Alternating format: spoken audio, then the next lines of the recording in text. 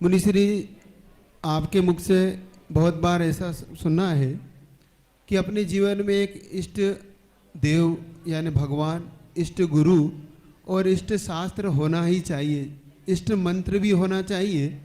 तो जिज्ञासा ये है, आपसे प्रार्थना ये है कि ये कैसे बनाया जाता है, इष्ट गुरु, इष्ट भगवान या इष्ट मंत्र कैसे प्राप्त किया जाता है, या इसके बनाने की विधि क्या होती है, कृपया समाधान दें। इष्ट को बनाए बिना किसी जीव का कार्य हो ही नहीं सकता। जैसे अपन नमो आइडियाणम पढ़ते हैं, संसार में जितने आचार्य हैं उन सबको मेरा नमस्कार। लेकिन हमारे इष्ट आचार्य कौन है? आचार्य विद्यासागर महाराज। क्योंकि हमारा उपकार किससे हुआ? हमारे लिए समस्या आएगी तो समाधान कौन करेगा? हमारे लिए दीक्षा किसने दी? तब आचार्य विद्यासागर महाराज हमारे इष्ट हैं और शेष आचार्य जो हैं वो आराध्य हैं। इसी प्रकार मंदिर में भगवान की मूर्ति को, जिससे हमारे बहुत उपकार होते हैं, जिसके प्रति हमारी श्रद्धा होती है, आकस्मिक यदि संकट आ गया, कोई बात हो गई, तो हम किस मूर्ति को याद करेंगे? हम इसी में उलझ जाएंगे, कहाँ के याद करूं, यहाँ के करूं कि यहाँ के करूं कि यहाँ के करूं, जब तक तो प्राण।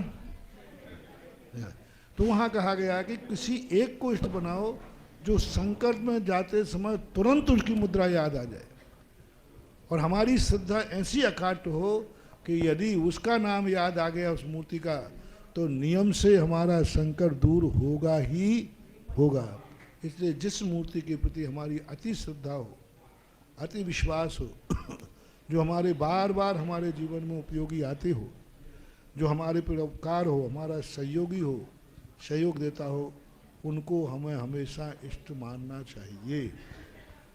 और मैं तो बार बार कहता हूँ कि जहाँ तुम्हारा जन्म हुआ है, जहाँ तुम्हारे पूर्वज रहे हैं, कई लोग कहते महाराज पितृदोष क्या कहलाता है, इसका निवारण क्या करें?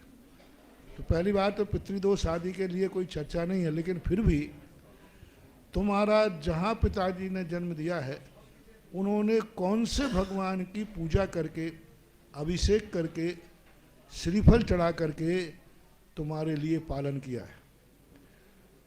कौन से भगवान को तुम्हारी माँ ने जब तुम गर्भ में थे, उन्होंने कौन से भगवान की आराधना की, कौन से भगवान की पूजा की, और तुम्हारे लिए 45वें दिन कौन से भगवान का दर्शन कराया, उसको अपना इष्ट देव मानकर वहां जाकर के धोख देकर विधान कराओ तो सारे पितृदोष दूर हो जाए। गांव से उठने वाले लोगों को हमेशा अपने गांव के मंदिर के देवता को छोड़ना नहीं चाहिए। जब भी कोई शुभ मंगल कार्य करें तो जिस गांव में तुम्हारे पूर्वज रहते थे वहां एक श्रीफल जरूर भेजना चाहिए। जिस गांव में तुम्हारे पूर्वज, तुम्हें पता चला कि हमारे गांव में 100 साल 200 साल 500 साल कि हमारे पूर्वज इस गांव के थे, उस गांव के मंदिर में कोई भी शुभ शगुन आदि हो तो वहाँ जरूर जाना चाहिए।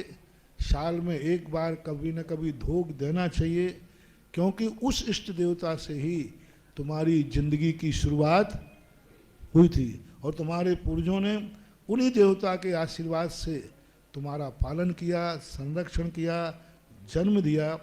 और ऐसा करने से वह जो गांवों में रहने वाले मंदिर हैं वो पुनः अपने आप में शक्तिमान जीवित हो जाते हैं, और वो ऐसा वरदान देते हैं कि देखो यह वही बेटा है जिसके पिता ने मेरे आशीर्वाद लेकर के इसको जन्म दिया था, पालन किया था। तो इस प्रकार की परिणति होना चाहिए, तब कहीं इष्ट देवता का रूप बन जाता है। इष्ट का एक नया शब्द अपन ने दिया है। इष्ट का अर्थ है जो हमारे जीवन में विशेष श्रद्धेय होता है, उस श्रद्धेय का स्मरण करने से हमारे अंदर की शक्तियाँ जागती हैं, हमारे अंदर की नकारात्मक ऊर्जा समाप्त होती है। जैसे किसी व्यक्ति को पता चले अब मेरे कोई डर नहीं, वो व्यक्ति आ गया, तुम लोग डर रहे थे ना, और एकाएक क्या हो गया, अब कोई डर नहीं क्योंकि वो व्यक्ति आ गया। बस इसी प्रकार से ऐसा विश्वास हो, अब कोई विकल्प नहीं है, हमें फलाने भगवान का नाम याद आ गया या उनका दर्शन हो गया, तो इस प्रकार का मनोवैज्ञानिक तरीके से इष्ट देव हमारे जीवन के कार्यकारी होते हैं।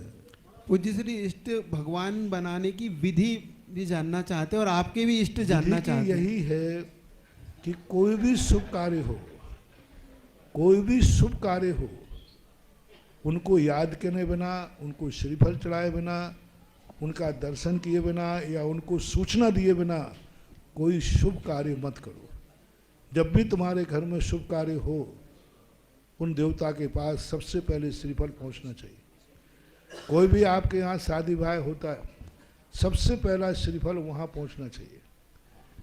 और दुख में भी उनके पास सूचना, दुख में तो तुम जल्दी सूचना दे दोगे, लेकिन सुख के दिनों में उनको सूचना, जन्मदिन है, हमारा श्रीफल हमारे इष्ट देवता के पास पहुंचेगा। उठते ही उनका नाम स्मरण करना, उनका जाप करना, हो सके तो उनके पास जाकर अभिषेक, पूजन, विधान आदि करना, ये सब इसके तरीके हैं। ऐसा परम पूज्य इष्ट देव कभी आपके किसी इष्ट, को, आपके इष्ट इष्ट देव कभी किसी को बताए नहीं जाते, वो सब रखेंगे। परम पूज्य आध्यात्मिक आराध्य देव तो सबको मालूम होते हैं। इष्ट एक पर्टिकुलर एक ऐसी शक्ति है जो स्वयं की कोई ऐसी परिणति होती है, इसलिए इष्ट देव को उजागर करना ठीक नहीं है।